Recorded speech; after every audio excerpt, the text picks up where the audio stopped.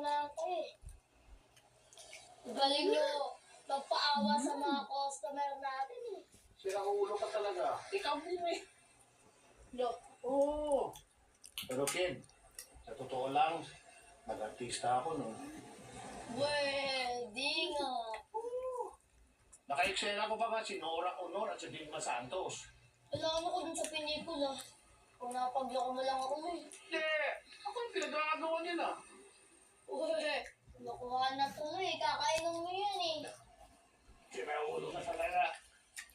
At totoo niyan, umi-extra ako noon. Ano yun, extra? Naglalakad-lakad sa likuran. Yung tumatamay sa tali eh. Minsan, nabigyan ako ng linya. Tapos kinapaan ako. Nagkabulol-bulol na. Galit, nagalit sa akin yung direktor. Nako po. Hindi na ako kinuha nung